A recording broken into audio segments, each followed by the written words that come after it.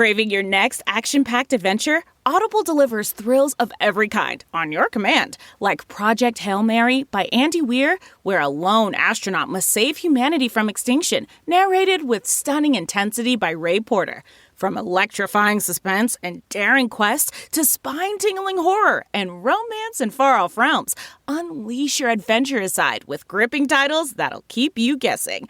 Discover exclusive Audible originals, hotly anticipated new releases, and must-listen bestsellers that hook you from the first minute. Because Audible knows there's no greater thrill than the one that speaks to you. Discover what lies beyond the edge of your seat. Start your free 30-day trial at audible.com/WonderyUS. That's audible.com/WonderyUS.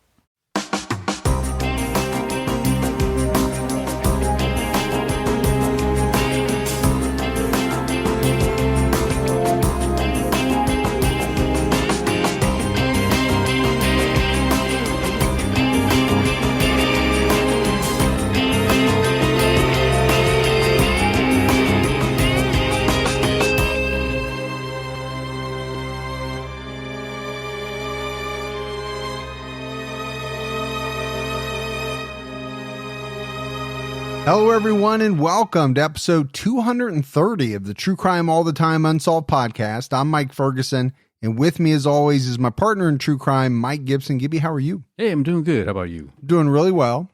I am super excited to be in the studio with you. We've been working all week, putting episodes together, and now it's kind of our fun time. It is our fun time. Where you and I get to sit together and tell the story. We have fun. There's no doubt about that. It's also the only place you're allowing me to sit with you at. Yeah. Yeah, I mean, it's kind of a have-to type thing. Before we get into everything, let's give our shout-outs. Let's do it. For Patreon, we had Nancy Farner. Hey, Nancy. Jules. What's going on, Jules? Liliana Magana. Hey, Magana. Max Paulus. What's up, Max? Susan Tomasco. Hey, Tomasco. Christy Wheeler. What's up, Christy? Mariah Epps. Hey, Mariah. Monica Clemedtrid. Hey, Clemetra. Christine Murica. What's going on, Merca? Emily Mann. Hey, Emily. Josh Wolfcool. Yeah, that's what you think. Wolf and cool.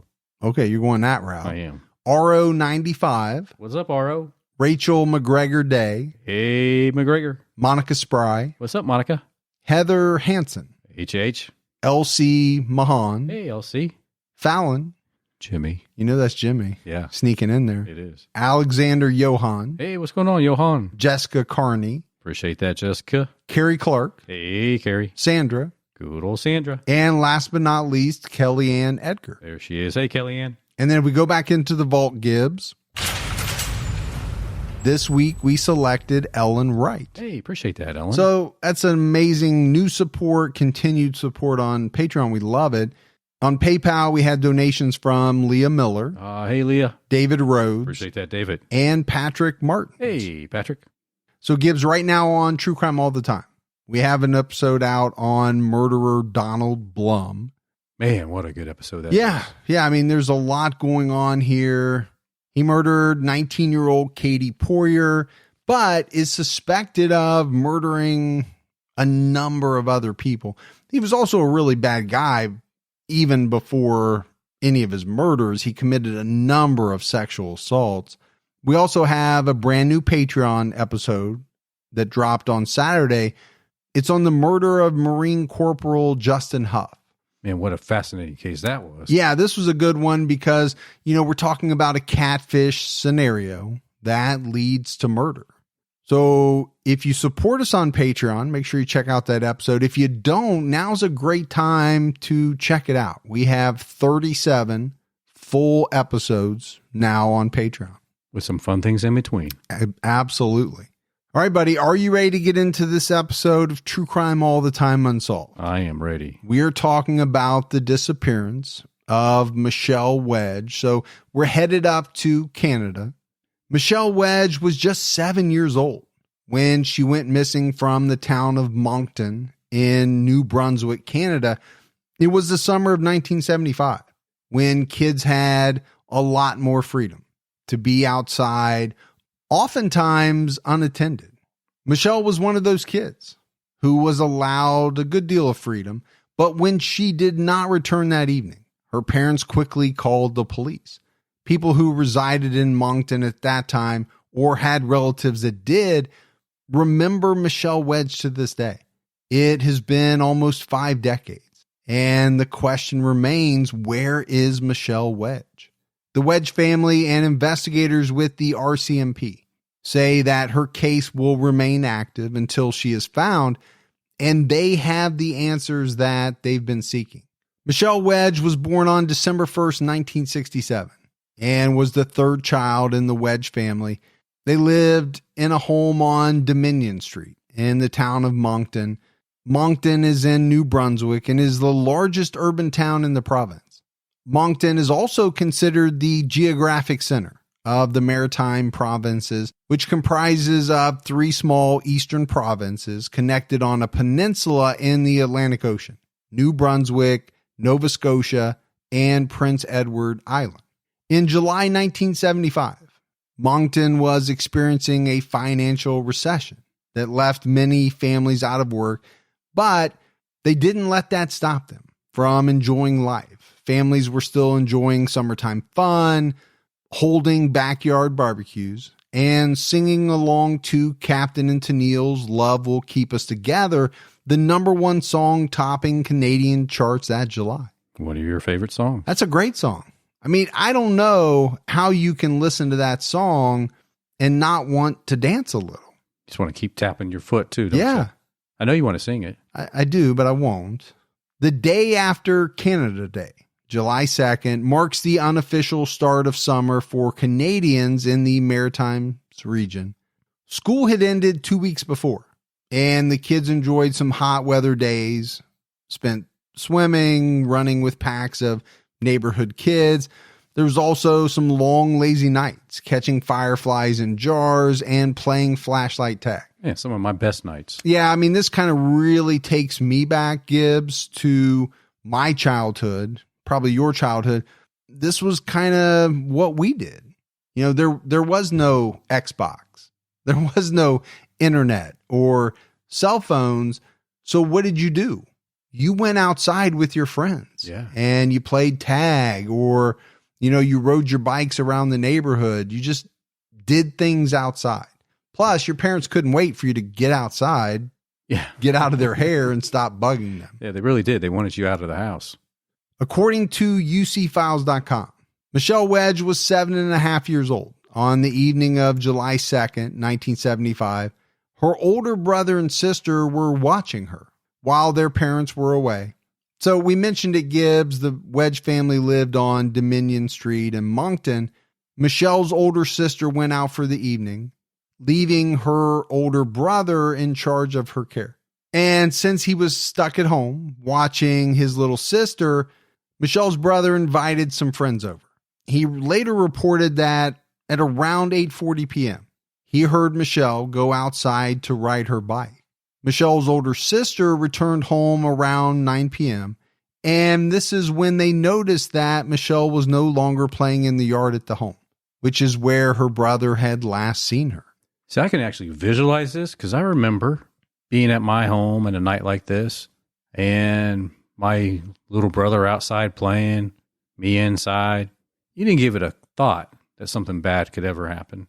No, you didn't. The kind of irony of it, though, is that a lot of bad things were happening. Yeah. In the 70s, there were a lot of serial killers.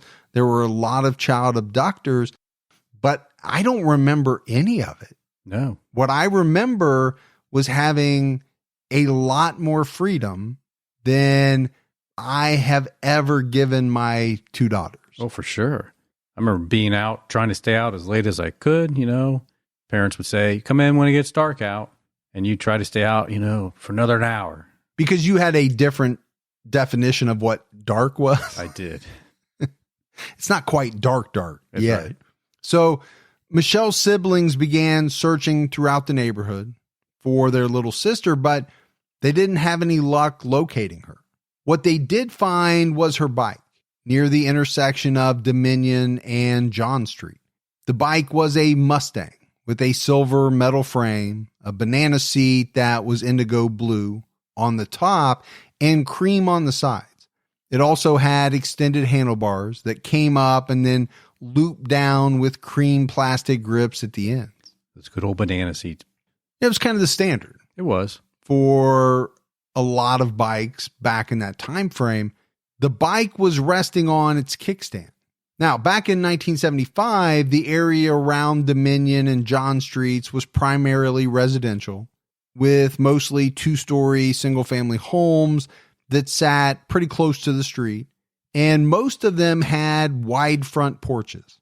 There was heavy foot traffic in the area, with people walking around, a lot of people sitting out on their front porches to catch the breeze, and I think gives a lot of socializing with neighbors passing by. Now, there's something you don't really see that much today. No, not as much. And again, I hate it sometimes to romanticize the old days, right? That's what older people like ourselves do. Right. I thought you were going to say speak for yourselves. But it's true. I mean, there was kind of a, I don't even know what the word is for it. It was definitely different. I do think back to this time frame, and I'm remembering block parties. Oh yeah. And I'm remembering, just a lot more kind of backyard get-togethers, and maybe that's just me now that I don't do those, but I don't see block parties happening, around my neighborhood. I just don't see them. I don't see them either. I'm also thinking that probably in the mid 70s, air conditioning might not have been as prominent. That's very true. So you probably were out on your porch a lot because it was probably nice and cool out there trying to catch that breeze coming across. Yeah, that's actually a very good point. A lot of people didn't have air conditioning. The police were notified when they didn't find Michelle. The Leader Post reported that the police disregarded her disappearance as an abduction that night and during most of the next day. They assumed that she was just a young girl who wandered away from home.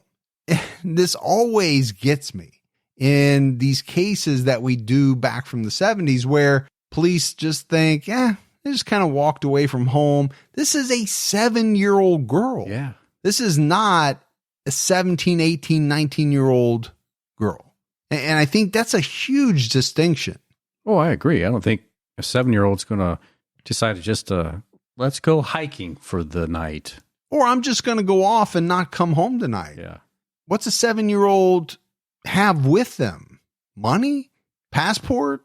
Yeah. They're going off the grid? No, I mean, none of that stuff makes any sense to me. I mean, I remember my kids when they were little, I'm running away. Sure. And they look all cute, packed up, and they start walking to where they get to. I was going to say, they got to the end of the driveway, maybe to the sidewalk, and they're like, okay, I take it. You're not taking me seriously. All right, I'll come back home. Exactly. All right, now you can come back in. Let's have some ice cream. During the search, 2 witnesses came forward to report that they saw Michelle riding her bike near the southwest corner of Dominion and John Streets around 9:10 p.m. This was just about 10 minutes after her sister returned home. And that intersection is just a short distance away from Michelle's home. So I think when you look at this, it makes the window of time between when her family noticed that Michelle was gone and the beginning of search efforts to be a relatively short period of time. We're not talking about 6 hours, 8 hours, 12 hours. I mean, her brother and sister realized pretty quickly that she wasn't in the yard. They began searching for her very quickly. And I did find it interesting that they found the bike still on its kickstand. So it wasn't like she jumped off it and ran away or was pulled off of it and it was just laying in the grass or on the curb. It was just up on its kickstand. Yeah, I think that's a good distinction to make. I mean, it kind of rules out maybe being hit by a car or, some other things like that. You would think if something happened very quickly, if she was snatched off her bike, that bike's just going to be found laying down. Exactly. According to the Telegraph Journal newspaper, 2 witnesses described as young girls reported observing a man luring Michelle into a car. They said that this same man had tried to coax them into his car earlier that evening, and so they got a pretty good look at him. And they said they could recognize him if they saw him again. They provided a description of the man that they saw to investigators, and from this, a composite sketch was created. An arrest warrant was obtained for the suspect, but has never been carried out because obviously, Gibbs, they've never found the suspect. The suspect was described as a male in his mid to late 20s with thick black hair and eyebrows and dark glasses. He also had a 2-inch scar on the right side of his face, a thin mustache, and a full beard. They said that he spoke with a strange voice and that he was driving a small compact car that was dark green with a black interior. Oh, that narrows it down. Not in the 70s, it doesn't. No. Because there was a lot of dark green. There was a lot of black interior. According to the Red Deer Advocate, another witness reported seeing Michelle talking to a strange man and then getting into a dark green Datsun at around 9:30 p.m. near her home. But this witness did not describe her as being forced into the car. They said they saw her stepping into a vehicle. This initial report estimated the man's age to be in his late 30s. So we got a few good eyewitness descriptions. I actually think it's quite a bit, right? Compared to a lot of unsolved cases that we do where nobody sees a thing. We have a number of people who said that they witnessed Michelle getting into a green car with a man. Now, the descriptions differ a little bit. At the time she went missing, Michelle Wedge was wearing a red and white checked t-shirt, blue shorts, blue socks, and size 3 navy blue sandals. At that time, she was 4 feet tall, with a fair complexion, brown eyes, and shoulder-length hair that has been described both as light brown and dark blonde. The Ottawa Citizen reported that hundreds of police, RCMP, firefighters, and volunteers spent days searching in and around Moncton, but no evidence or clues in her disappearance were recovered. They even checked refrigerators on the porches of homes, thinking that maybe she had got inside, locked herself inside one of them. Yeah, it was a real thing back in the day. I remember seeing stories growing up about how kids playing hide and go seek would get in there and would end up dying because they suffocated and no one knew that they were in there. Yeah, well, if you think back about some of the older refrigerators, yeah, it kind of had more of like a handle that you would unlatch the door. Well, you get inside there, my thinking is there was no way to unlatch it from the inside. Right. Today, we don't have that problem. We don't really have latches. It's just, you just pull the door open. You could push it open too from the inside. But those older refrigerators were built a little differently. You were locked in. The Leader Post reported that during the first 4 days of her disappearance, the authorities changed the person in charge 3 to 4 times. Which is a problem. When you're trying to run an investigation or any type of search for somebody, you want consistency, right? With the way it's being handled. Well, I think especially with leadership. Yes. So I can see how, over time, maybe somebody else steps in, leads the investigation. But, if you're telling me that every day for 4 days, there's a new person in charge, that does seem strange to me. Yeah. And you would think you would want some sort of consistency and kind of leading this search effort and all of that. The 122-person police force was under a lot of scrutiny. Reportedly, there were a lot of disagreements within the department. They had some financial constraints and a host of other problems.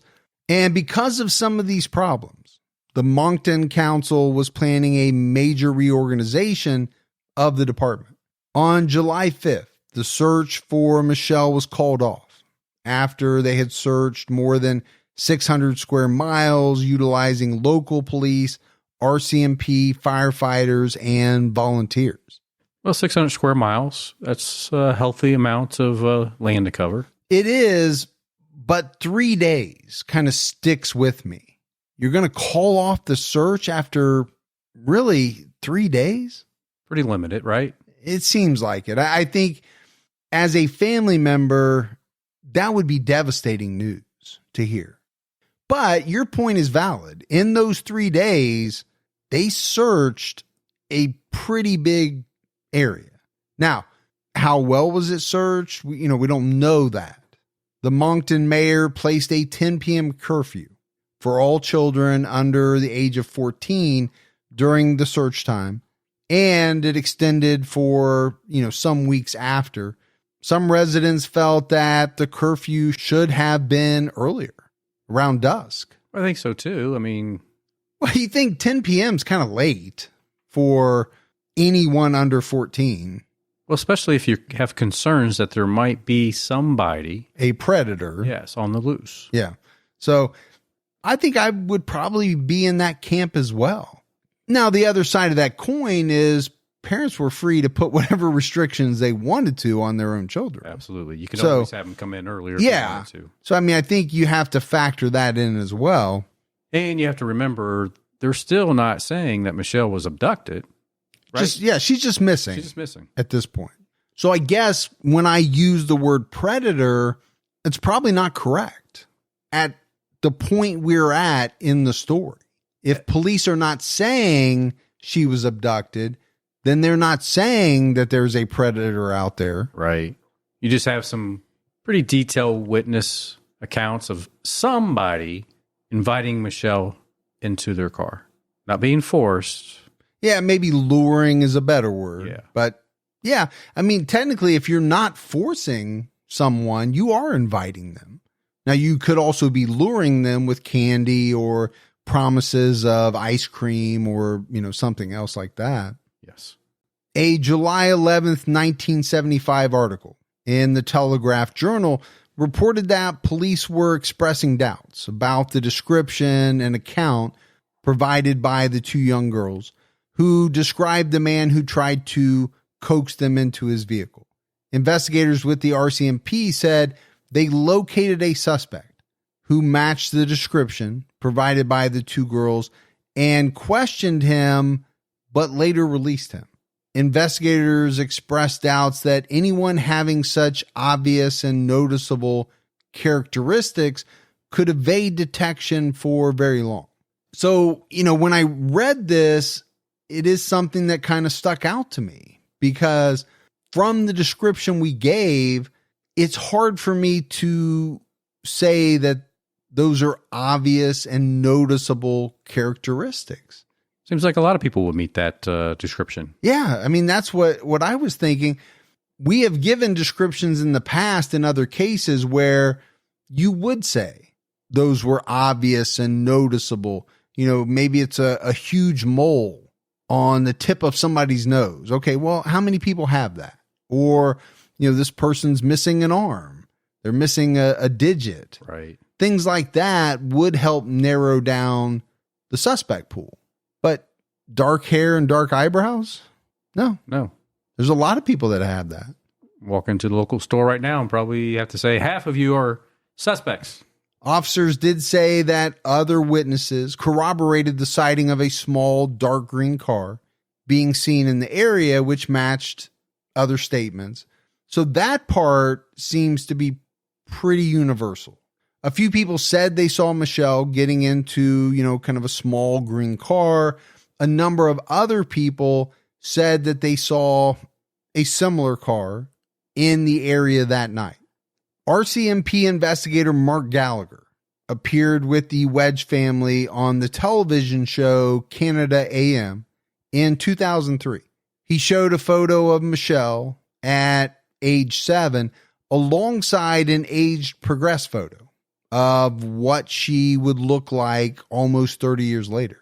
Gallagher said the show prompted a flood of new calls about the case.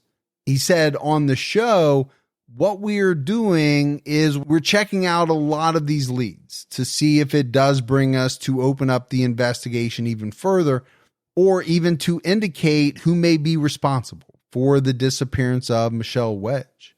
And we have an investigator that's working actively on the file, and we have other agencies, if necessary, that are willing to work on the case if anything leads us to any area outside the city.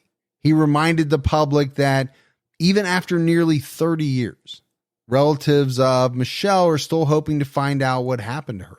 The pain and uncertainty of not knowing whether your child is alive or dead, suffering or enjoying life is just heart-wrenching. So I get it. I mean, obviously that sentence is correct. There's no way around it. It's true for so many family members of missing loved ones. They just don't have answers. They don't know what happened. We've heard it so many times before. We have. RCMP Constable Isabella Beaulieu was interviewed on Canada's Information Morning Show in 2018. She said Michelle Wedge's case is not classified as an abduction case. It's only categorized as a missing person case, although police did say that they believed another person was involved in her disappearance. I mean, it just makes you wonder, would the attention to her case early on been any different if they would have classified it as an abduction versus just a missing person? And I'm trying to figure out what's the hesitancy or what's the downside in classifying it as an abduction. You have a number of witnesses who said they saw her getting into a car with a man. Okay, we're assuming that the family knows the description that's been given, and it's not anyone they know or would have authorized, right? Right. To take Michelle anywhere. Yeah, they're not like, oh, that's just our Uncle Bob. Sure. No, they're not saying that. So when you throw that out, then what are you left with? Yeah. That a 7-year-old girl willingly got into a car, what, to run off with a man, a full-grown man, to go live a completely different life? I mean, to me, that's almost ludicrous. Well, I think it is. I think it's more logical to think that the person had a puppy or something to entice the little girl to come near the car or come inside the car. Right. Candy, ice cream, maybe even if they didn't have it. Right. You know, in some cases we've heard where just the promise, right? Do you want to go see my new puppy? I'll take you to go get ice cream, things like that. I just don't know what the major downside of classifying this as an abduction would have been. And to your point, what would have been the benefit? Because I think there would have been some benefits, and to my way of thinking, they would have far outweighed any negative that could have come, if there is one, of classifying this as an abduction. Yeah. So I think, Gibbs, there are a number of questions that, people have asked that we could ask right now. Were the witnesses who reported seeing Michelle either getting into or, being lured into a vehicle later disproven or found to be mistaken or make up their statements that they gave to police? We don't know the answer to that. We know it happens. We had that one case where the young witnesses described a guy with a mole with the white hair coming out of it. Yes.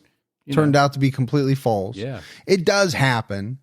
But I would think if it was disproven, if it was proven to be false, the police probably would have released that information. Maybe not. Another question is, do police believe that someone in Michelle's family was responsible? And that's why they're hesitant to call this an abduction. Gibbs, there's got to be a reason. Because to me, it seems as though they have not really taken seriously the information reported by these eyewitnesses who claim that, she got into a vehicle at the intersection. Yeah, no, I agree with you on that one. A press conference was held by a spokesperson for the RCMP as recently as 2019. But even though Michelle went missing almost 4 decades ago, police still have not released many details about her case.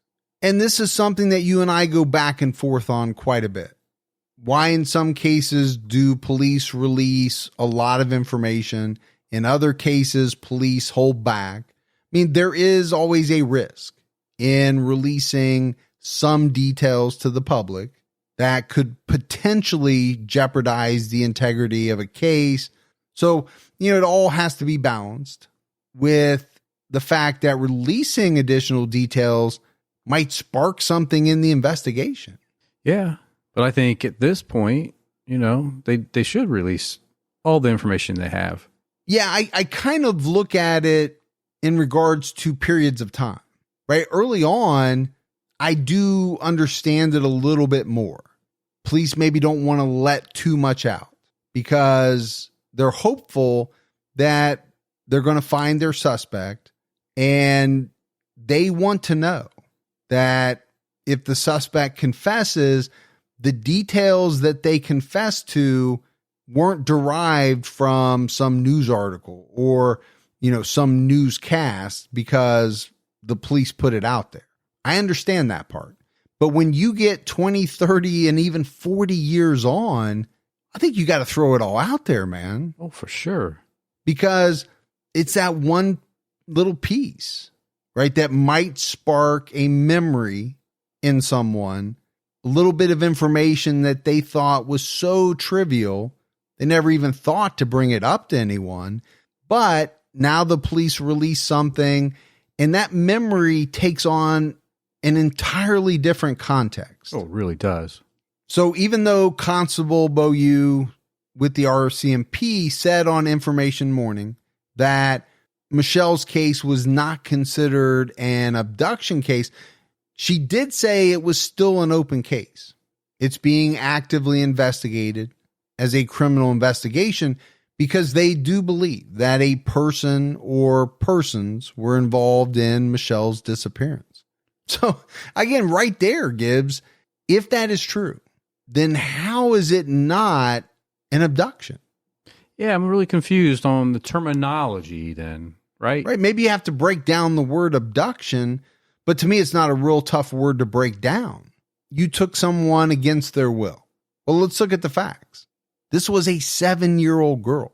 Are you telling me that a 7-year-old girl would want to willingly go off with someone who, as far as we know, she's not familiar with? Right.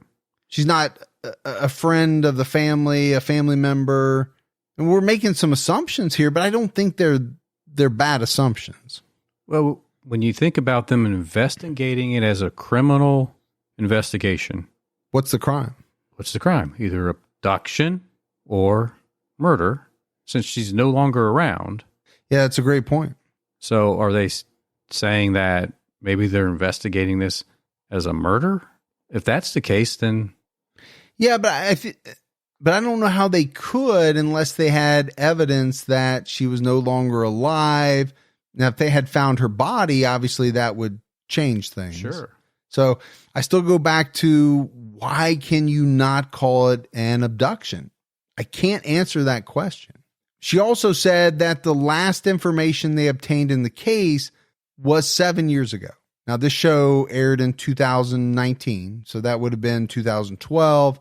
And really, other than, those few little snippets of information, she declined to answer any questions posed by the interviewer on the show. She wouldn't even elaborate on how often the RCMP was in touch with Michelle's family. Really, there was just no new information shared with the public, who remains very interested and invested in Michelle's disappearance. An officer who was not employed with the RCMP, but who lives in the Moncton area, was interviewed on a show called Crime and Mystery Canada. He theorized that because Michelle's case is one of the most well-known cases in the area, rumors continue to circulate, even to this day. He speculated that the investigators probably had a good idea about who was involved in Michelle's case, but they didn't have enough evidence to bring criminal charges against the person and didn't want that person to become aware of the police's efforts behind the scenes. But all these years later, you're still not going to... Right. I mean, he's not talking about something they said in 1976 or 1978. He's talking about something that's being said in 2019. Yeah. So I get it, right? If you have a suspect that you haven't named, you don't have enough evidence to charge the person. Okay, you don't want to scare them. You don't want to cause them to, relocate to a different country. I get it. There's some factors there. But again, we're talking about 40 plus years. Yeah. So is that really your major concern at that point? I mean, I'm really questioning this part because I just don't understand it. So Gibbs, now I think we have to talk about some similar disappearances in and around this area. Similarities have been made between the case of Michelle Wedge and the disappearance of 5-year-old Alva Shirley Milbury from the town of St. John in New Brunswick. That's about 90 minutes away from Moncton. In March of 1972, the Milbury family lost all their personal possessions when their residence exploded. But things got so much worse. On June 12, 1972, Shirley was skipping rope in the street next to the neighborhood playground with some of her friends. Her mother watched her periodically from the kitchen window. And at 8 p.m., her mother called her to come in for a late supper, but Shirley was gone. Every parent's nightmare. And we've said that time and time again. It's not the first time. I guarantee it won't be the last time because these things hit home. They do. Most people listening, I would say, are probably parents. And so even if you're not a parent, I think you can empathize. You can think about what it would be like to go outside to get your child and they are gone. One of the kids playing with Shirley said she had gone into the corner store while Shirley waited outside for her. When this girl exited the store, she saw Shirley running down the street crying. This was the last time anyone saw Shirley. Witnesses also said that they saw a small dark green car in Shirley's case. The next day on June 13th, Shirley's partially naked body was found in an irrigation ditch by 4 construction workers next to the University of New Brunswick, which was about 5 miles from her home. The coroner said that she met with a very violent death. But as of today, her death remains an unsolved homicide. And Gibbs, this is a family that experienced a lot of tragedy. Just months after Shirley's murder, her mom, Cora, gave birth to a premature daughter who died in September. And then more tragedy followed this family. In February of 1979, Cora and her 5-year-old daughter, Marie, died when a fire engulfed the 2.5-story building where they were staying. So, I mean, all of that is heartbreaking. Oh my gosh. You think about first having their house explode, losing their personal possessions, and then the tragic events with Shirley, and then losing your other daughter, and then you and your other daughter die in a fire. Yeah, I don't know if I've heard of that much tragedy experienced by one family in, relatively short amount of time. If we think about Shirley's case, being 5 years old, outside, skipping rope, and shortly after that, gone until the next day when they find the body. So I think we need to look at the similarities between the cases of Michelle and Shirley. I mean, both of them were young girls, 5 and 7 years old. They both were out playing late in the evening. Shirley skipping rope, Michelle riding her bike. Both were wearing similar outfits. Both went missing in the summer. Both disappeared between 8 and 9 o'clock in the evening from their own neighborhoods, close to their homes. And both were alone when they went missing.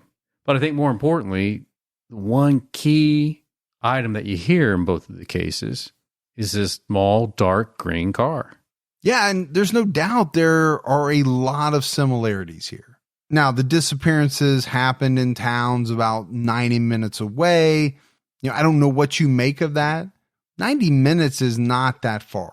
If you have a predator who is experiencing anxiety because there's a lot of heat. There's a lot of people investigating a crime that they've committed. Would you try to grab another young girl in the same area? Or would you go out, let's say 90 minutes away, completely different jurisdiction, and commit your crime there? Well, sure, yeah. I think a case could be made for that, because I'm thinking about a lot of people saying, well, it's 90 minutes away. How can you connect the two cases? And I get that. But like I said, you could also make the case that this is an individual who's feeling the heat. Yeah.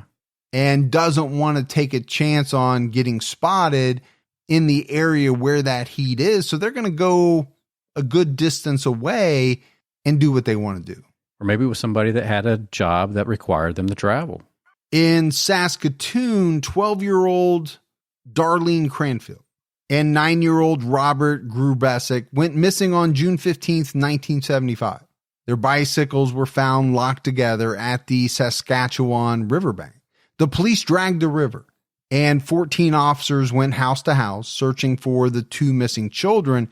The police offered a $10,000 reward and set up a dedicated tip line for the two missing children. According to the Calgary Herald, the Saskatoon police, after Michelle's disappearance, attempted to get a helicopter to search for their two missing children, and Michelle as well. They also got a boat back on the water to take another look. On Tuesday, August 12th, 1975, the police had an unknown male in his 20s in custody. He took the police to the bodies of 4 dead children that day. 2 of those bodies were Darlene and Robert. He also took the police to another site where they found 8-year-old Samantha Turner and 7-year-old Kathy Scott. Samantha and Kathy were abducted sometime on July 28th after meeting at the local ice cream place. After seeing the 4 bodies, the police chief told the press this was the most horrendous and vicious thing he had ever seen. Child serial killer 27-year-old David Thrynan was charged and convicted for all 4 murders and received a life sentence. But the police were not able to establish a link between David and Michelle Wedge. So obviously a really bad guy. One of the worst to kill 4 very young children. For the police chief to say it was the most horrendous and vicious thing he ever saw says a lot. Yeah, it says a lot, but I wonder how many police chiefs have seen something worse than that. 4 dead children, murdered. Animals out there, man, just animals. There's no shortage, and that's the problem. In an expose reported by the CBC, Canadian authorities with the RCMP's National Missing Children Services officially stated that child abductions by strangers are rare in Canada. They pointed to 2011 statistics that showed only 25 of the more than 46,000 children reported missing that year were listed as being abducted by a stranger. They claim that many of those missing kids turned out to be runaways. Now, that number seems staggering, Gibbs, but we double-checked it. It's correct. Yeah, it seems like a lot of missing kids. Well, it sure does. Canada's reported missing children range from 30 to 50,000 each year for the past 10 years. Again, those numbers are staggering. I don't know what the numbers are in the United States, but you would have to think they'd be even higher. Now, in Canada, most are found to be runaways, and the majority are found in the first 48 hours. But still, you can see how that would clog the system up.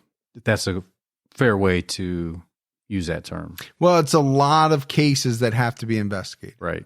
So, yeah, you are using a lot of resources to investigate that number of cases. Now, critics of these statistics claim that not only are the disappearances of children, men and women, investigated differently, but if you're an Indigenous child or woman, it's likely your case will not be investigated at all. Well, that's big news up there in Canada. We've heard that. We have. We've talked about a number of cases. To combat this and bring awareness to the problem, supporters, including the Missing Children Society of Canada, hosted an exhibit titled The Missing Women Project that featured paintings of missing women and girls throughout Canada by local artists, including artist Eileen Sova. Supporters of the exhibit say that it's partly aimed at getting people to talk about how police and media treat women's and men's disappearances differently. Well, you got to have the conversation to make things better.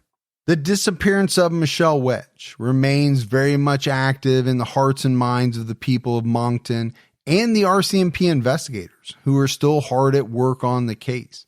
People in the area who have information, no matter how insignificant you believe it might be, or whether you think investigators already know about it, are urged to call the RCMP and let them decide on the information's significance. I think this is important in any case.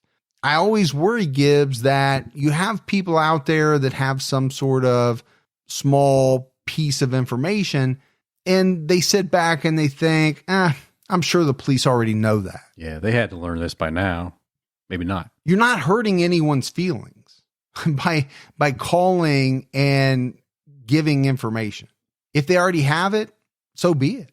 Constable Beaulieu said, while it may seem sappy to mark tragic anniversaries like the disappearance of a young girl, when a case is unresolved, sometimes talking about it brings new information to light. The investigations are never closed, but we like to bring it out to the public again on the anniversary date, just in case. We need tips. We need information from the public. We want to provide answers to the family and some closure. We also want to bring those responsible to justice.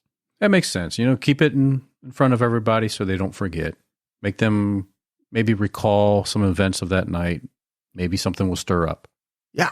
You never know who you're going to reach, whether it's through a newscast, a podcast like this one, an article written in the newspaper. Maybe somebody is going to see or hear something. And again, it's going to jog their memory and make them think differently about something they heard or something they saw way back when. So Gibbs, as we wrap up this case, I still go back to the fact that authorities won't officially label Michelle's disappearance as an abduction. I have to admit, it rubs me the wrong way a little bit. Maybe there's some reason that we're not thinking of or that we're not aware of for doing that. But until somebody gives me that reason, it's not going to sit well with me. Everything in this case feels like this little girl was abducted. Yeah, same here. Anyone with any information about Michelle Wedge is encouraged to call Mark Gallagher with the Kodiak Regional RCMP at 506-857-2494 and reference case number 201-012-0833. If you prefer to remain anonymous, you can contact Crime Stoppers at 1-800-222-TIPS or online at canadiancrimestoppers.org/tips and reference NCIC number M872-670194. So heartbreaking case, Gibbs. I mean, no doubt about it, as well as some of the other ones that we touched on. Yeah. All these cases are tragic, but these ones that involve kids are even more so for me. Yeah, they're tough. They're tougher. They're all tough, but these are tougher. I get what you're saying. This one's tough from the standpoint that so many years have passed. As far as we know, outside of statements provided by eyewitnesses, there's no evidence that police have that we're aware of. And how could there be? I mean, where's the crime scene? Right. To find fingerprints, to find DNA. I can't imagine they have anything. But like we always say, you can't give up hope. And there's always a chance. There's a chance that someone's going to come forward with that little nugget that will break this case wide open. And maybe someday soon we'll be talking about the solved disappearance of Michelle Wedge. Would love that. It's still going to be tragic, but at least the family is going to get some answers. Sure, yeah. If police can get to that point. That'd be great. But that's it for our case on Michelle Wedge. We got some voicemails. You want to check those out? Yeah, let's hear them. Hey, Mike. Hey, Gibby. My name is Julie Gibson, and I'm calling from Swannanoa, North Carolina. I just wanted to say that I absolutely love y'all's podcast. I've been probably through. I'm on episode 139 of Unsolved. I haven't even started the other one, so I'm going to get on it. But I listen all the time. I quit listening to music. I just want to say I absolutely love y'all. I love how y'all, pick at each other. Y'all just have me giggling all the time. Anyway, I wanted to throw one out there that y'all haven't done as of right now that I'm on. But it's a Zeb Quinn, and he was from Asheville, North Carolina. I live about 15 minutes east of there, so it was very familiar to me growing up. He disappeared in 2000, and I'm not sure if it's considered solved because Jason Owens is actually in prison for killing 2 other people. J.T. Codd, I think it was, and that's actually another one. But, of course, he was accused of that, and he went to jail for those murders. But then they are going to court sometime, I think, this year for Zeb Quinn. So you could look into that. It's really interesting. It's a sad story. But anyway, I'm rambling on. I love you guys. Keep your own time ticking. Bye. Well, thank you. We'll definitely look into that case, and we love y'all. We do. I love when people say y'all. Y'all. I want to move down south just so everybody says y'all to me. She's a Gibby. She is a Gibby. Yeah. So she's got that going for her. Hi. I listen to your podcast all the time. My name's Ashton. I stay at home with my daughter all day, every day. So I listen to you guys almost all day, every day, which I think probably concerns my husband a little bit. But you guys are so respectful and so funny. And out of all the podcasts I've listened to out there, you guys are it. And just keep doing what you're doing. And I'm both Team Gibby and Kirk. Thank you guys so much for listening, and I'll keep listening too. Well, thank you so much. We appreciate it. I mean, I like it gives when people say we're respectful. Could we try to be? We do. We do our best. Hi, Mike and Gibby. I just finished listening to the Chicago Strangler episode, and you guys were talking a lot about how so many less crimes are solved now compared to back to the 80s and 90s, even though we have such advancements in technology and DNA evidence nowadays. And I just kind of wanted to point out maybe the reason why is exactly that, because we have so much advancement in technology and DNA evidence. Back in the 80s and 90s or 70s and 80s, we relied more on circumstantial evidence and eyewitness testimony, and nowadays that's just not enough to convict somebody of a crime. So another option or another food for thought would be that maybe that's also why so many more people were falsely convicted then, and nowadays we need so much more evidence to convict these people for the crimes they commit. Just a thought. Love what you guys do. Thanks. Keep it up. Well, I think a lot of great points about technology, advancements in technology. And I think back in the day, they probably did just go so much more on circumstantial evidence and things like that. So a lot of great points. We appreciate it. We do. Hi, this is Michelle in Arkansas. And I just listened to your podcast, Nona Dirksmeyer, the other day. Oh, no, my cat fell. Sorry. Anyway, I found it amusing that when you were listing her beauty awards, it's Pettigene. It's Miss Pettigene, not Miss Petite Jean. I did giggle at that one. Also, please look into Missy Witt. She disappeared out of Fort Smith here in the early 90s, 92, I believe. And there is some stuff on there. Maybe you can look into that or have Gibby do it. All right? Thank you. Bye. Oh, keep your own time ticking. Well, thank you for that information. We'll definitely look into that case. Now, Gibbs, I got to say, my knowledge of beauty pageant terminology is limited. So there's no doubt that I probably messed that up. Well, we know mine is very limited as well. Oh, I actually thought you had a lot of beauty pageant knowledge. You've walked the runway. I know that for a fact. We call those handsome pageants. Well, we'll look into that case. We appreciate it. All right, buddy. That is it for another episode of True Crime All the Time Unsolved. So for Mike and Gibby, stay safe and keep your own time ticking.